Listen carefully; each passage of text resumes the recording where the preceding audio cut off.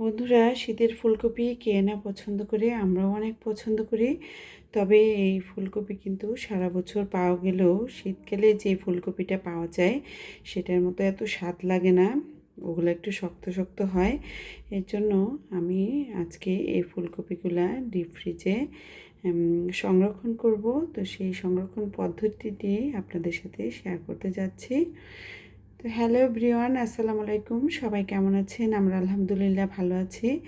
তো বন্ধুরা দেখুন, আজকে আপনাদের ভাইয়া 4টা ফুলকপি নিয়ে এসেছে। আমি বলেছিলাম যে ফুলকপি নিয়ে আসতে, তো এই ফুলকপিগুলো দেখুন একদম ফুটে নাই, একদম সুন্দর, কিন্তু দেশি ফুলকপি, হাইব্রিড না। তো এই ফুলকপিগুলো আমি ডিপ ফ্রিজে সংরক্ষণ করব। তো কীভাবে সংরক্ষণ করব সেটাই আপনাদের সাথে আজকে শেয়ার করব। তো প্রথমে এই ফুলকপিগুলো আমি কেটে নিচ্ছি। কেটে নেওয়ার পরে ধুয়ে তারপরে এগুলোকে সংরক্ষণ করব, সেগুলো আপনাদের সাথে শেয়ার করব। তো এখন আমি কেটে নিচ্ছি, তারপর আপনাদের সাথে আবারও দেখা হচ্ছে বন্ধুরা। ভিউয়ার্স, এই তো আমি ফুলকপিগুলোকে কেটে নিয়েছি। দেখুন, সাথে নরম যে ডাঁটাগুলো সেগুলোও কেটে নিয়েছি। এগুলো খেতেও কিন্তু খুব ভালো লাগে। তো যেহেতু আমি তরকারির জন্য নিয়েছি, এর জন্য ডাঁটাগুলোকেও নিয়ে নিয়েছি। এই তো এখন এগুলোকে ধুয়ে তারপরে প্রসেসিং করব। তো বন্ধুরা, এভাবে পানি দিয়ে কতক্ষণ ডুবিয়ে রাখতে হবে, তারপর এভাবে ধুয়ে নিতে হবে সুন্দর করে। কয়েকটা ধোয়া দিয়ে নিব। ভিউয়ার্স, আমি ফুলকপিগুলোকে 3টা ধুয়ে দিয়ে নিব, কারণ পরবর্তীতে আর ধোবো না এগুলোকে। আমি এগুলোকে আবারও ধুয়ে নিচ্ছি। ভিউয়ার্স, আমার ফুলকপিগুলো একদম ধোয়া শেষ। এখন এগুলোকে ভাপ দিয়ে নিব। এই তো চুলায় পানি ফুটাচ্ছি, ফুটে উঠলেই ফুলকপিগুলো দিয়ে দিব। বন্ধুরা দেখুন, পানি টকবগিয়ে ফুটে উঠেছে। এখন আমি পানির মধ্যে দিয়ে দিব ফুলকপিগুলোকে। ভিউয়ার্স, আমি সবগুলো ফুলকপিকে দিয়ে দিয়েছি। এখন এই তো বেশিক্ষণ কিন্তু এগুলোকে সেদ্ধ করব না। এই তো 2 মিনিটের মতো সেদ্ধ করব, মানে বলকটা চলে আসলেই এগুলোকে ছেঁকে নিব।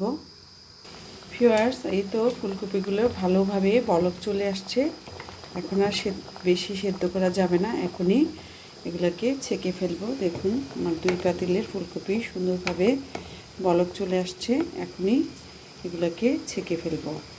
ভিউয়ার্স, আমি ফুলকপিগুলোকে ছেঁকে সাথে সাথে ঠান্ডা পানির মধ্যে দিয়ে নিয়েছি, যাতে ফুলকপিগুলো আর বেশি সেদ্ধ না হয়ে যায়, ঠান্ডা হয়ে যায়। এখন যেহেতু শীতকাল, এর জন্য আর বরফ দিয়ে নিই, এমনিতেই ঠান্ডা হয়ে গিয়েছে। তো এখন এগুলোকে আমি ছেঁকে নিচ্ছি। ভিউয়ার্স, আমি ডাবল করে ফুলকপিগুলোকে পানিতে ধুয়ে নিয়েছি, ঠান্ডা পানিতে। একদমই ঠান্ডা হয়ে গেছে। আর দেখুন, একদম গোটা গোটা আছে, একদম কাঁচাই আছে, হালকা একটু ভাপ দিয়েছি। তো এরকম করে এখন আমি এগুলোকে ছেঁকে নিব। তো ভিউয়ার্স, আমি ফুলকপিগুলোকে ছেঁকে নিয়েছি। এখন পানি ঝরে গেলেই ফ্রোজেন করে ফেলবো। ভিউয়ার্স, এই তো আমার ফুলকপির পানি ঝরিয়ে নিয়েছি। এখন ফুলকপিগুলোকে ফ্রোজেন করে নিব।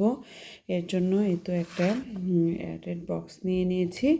তো আপনারা ইচ্ছা করলে পলিথিনেও নিতে পারেন। তো আমি কিছু আমি বক্সে রেখে দেখাচ্ছি আপনাদের, আর কিছু পলিথিনেও রেখে প্রসেসিংটা শেয়ার করব। এই তো এভাবে রেখে দিলে যখন রান্না করবেন যতটুকু প্রয়োজন ততটুকু নিয়ে বাকিটুকু পানি ছাড়ার আগেই আবার ডিপ ফ্রিজে রেখে দিতে হবে। তো বন্ধুরা, এভাবে বক্সে করে রেখেও এইভাবে ঢাকনাটা ভালো করে লাগিয়ে আপনারা ডিপ ফ্রিজে সংরক্ষণ করতে পারেন। এছাড়া পলিথিনে নিয়েও সংরক্ষণ করতে পারেন। এই তো আমি পলিথিন নিয়েছি। এখন এর মধ্যে ফুলকপিগুলোকে ঢুকিয়ে ফেলবো।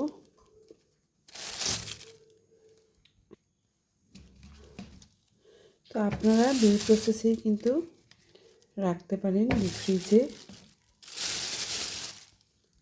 এই তো বন্ধুরা, আমি পলিথিন নিয়েও নিয়ে নিয়েছি ফুলকপি। এভাবে ডিপ ফ্রিজে সংরক্ষণ করব। তো আমার একদিনে যতটুকু রান্না করব ঠিক ততটুকু করে আমি পলিথিনে নিয়েছি। আর বক্সটা যেহেতু একটু বড়, এর জন্য বক্সে একটু বেশি নিয়েছি। তো এইভাবেই আমি ডিপ ফ্রিজে সংরক্ষণ করব ফুলকপিগুলো। তো তো আপনারা কিভাবে ডিপ ফ্রিজে ফুলকপি সংরক্ষণ করেন সেটাও কমেন্ট বক্সে কমেন্ট করে জানাবেন। আজ এ পর্যন্তই। আল্লাহ হাফেজ। ভালো লেগে থাকলে ভিডিওটি বেশি করে লাইক কমেন্ট শেয়ার করবেন।